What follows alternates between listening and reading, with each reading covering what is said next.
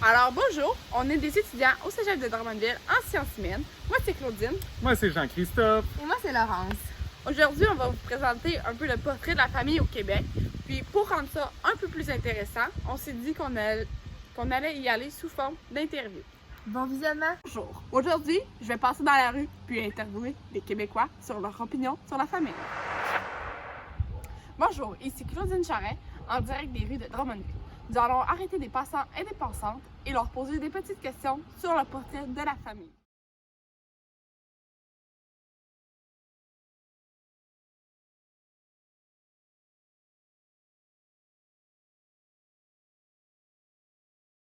En voici une. Bonjour madame, est-ce que je peux vous poser une petite question? Oui, aucun problème. Selon vous, les enfants au Québec ont-ils assez de liberté? Oui, selon moi, les enfants au Québec, ils ont beaucoup de liberté dans leur liberté d'expression, par exemple, leur liberté d'opinion, la liberté dans leur intérêt aussi. Cependant, c'est quand même le rôle des parents de bien les encadrer pour pas que tout ça aille hors de contrôle. On connaît les enfants, il y a toujours besoin d'une autorité à quelque part. Merci beaucoup.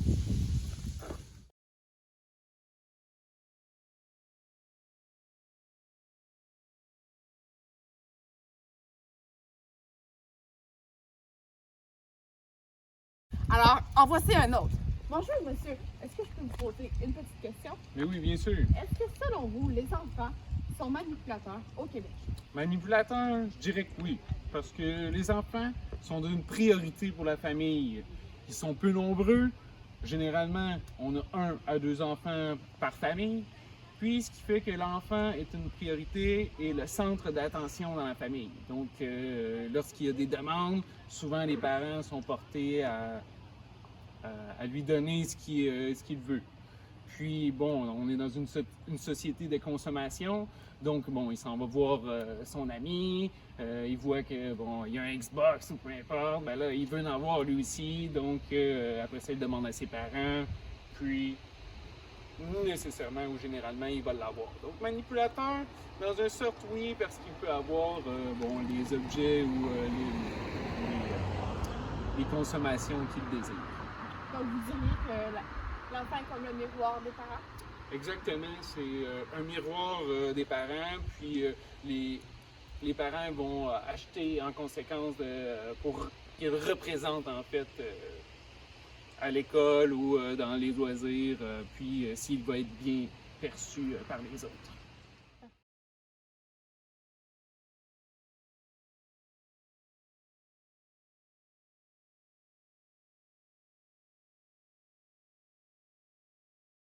Alors, j'ai ici Julie qui va pouvoir m'aider à répondre à une de mes questions. Alors, est-ce que selon toi, les parents devraient choisir pour leurs enfants, par exemple, dans leur choix de profession?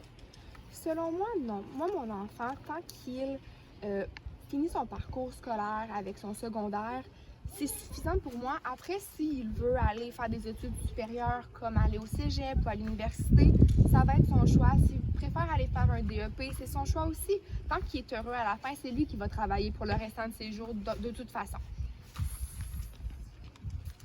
Et puis pour le mariage, est-ce que vous avez un point de vue à nous donner? Pour le mariage, ça, pour moi, tant qu'il est heureux, s'il décide de se marier, ça me dérange pas. S'il veut pas se marier, j'ai pas de préférence non plus. Là. Moi, c'est le bonheur de mon enfant qui est très important à mes yeux. Et est-ce que vous décidez un sport pour votre enfant ou il vous laisse vous le laisser choisir? Mon enfant, il participe dans les sports, mais c'est toujours lui qui les a choisis. J'ai essayé par le passé de l'inscrire à des sports que je voulais qu'il participe, puis il n'a jamais vraiment aimé ça ou continuer dans ce sport-là. J'ai vu que ça ne servait pas à grand-chose de le forcer à faire quelque chose qu'il n'aimait pas faire. Donc maintenant, je le décide dans ses choix, puis je le soutiens à fond là-dedans. Parfait, merci beaucoup.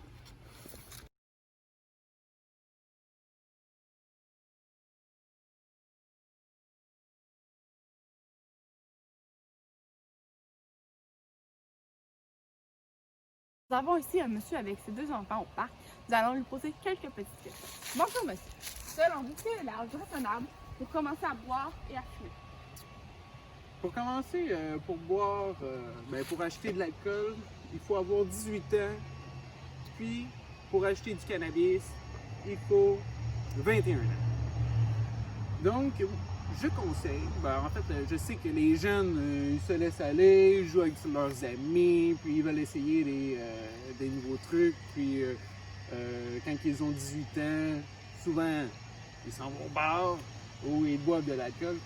Mais, pour ma part, je déconseille avant 25 ans, parce que le développement du cerveau est encore en construction, et c'est à partir de 25 ans, bon, qu'il est stable et qui prend fin. Qui finit vieillir. Alors, les relations sexuelles, quel est votre point de vue là-dessus? Pour les relations sexuelles, l'âge de consentement est de 16 ans. Donc, à partir de cet âge, il est acceptable, bon, selon le consentement des deux personnes, d'avoir une relation sexuelle. Mais par contre, c'est important de conscientiser son enfant aux relations sexuelles, de lui apprendre que le condom et la pilule contraceptive existent. Puis que, parce qu'il faut être à l'affût des maladies transmises sexuelles.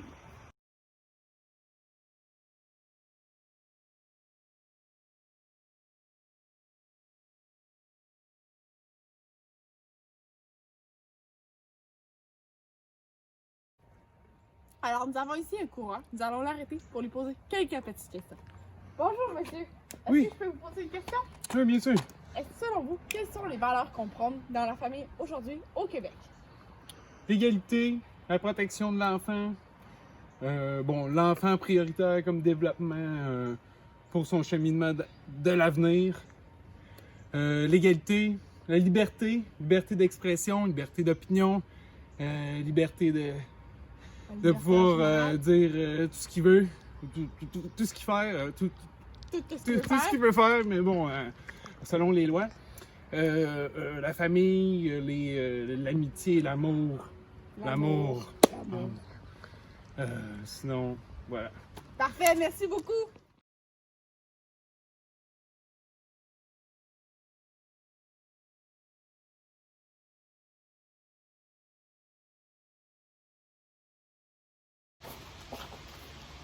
Alors, je suis ici présent avec deux jeunes parents qui vont m'aider à démystifier le cas de la DPJ.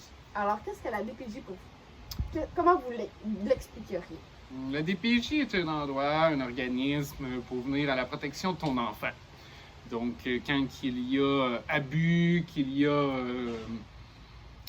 violence, qu'il y a négligence sur ton enfant, la DPJ peut intervenir d'une quelconque façon, soit avec les parents ou soit juste avec les enfants, les retirer les parents pour les mettre dans un bon environnement.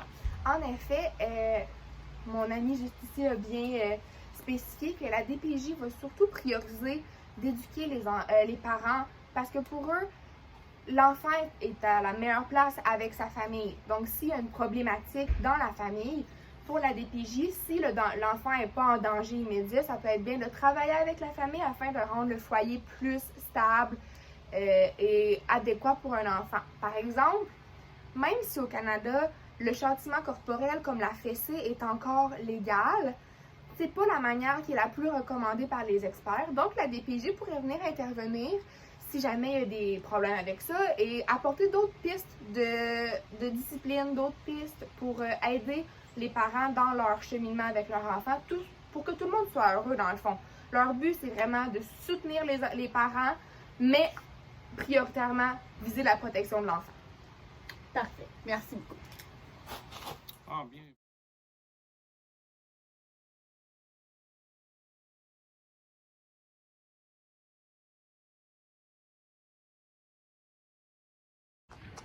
C'est alors la fin de nos discussions. Merci, à la prochaine.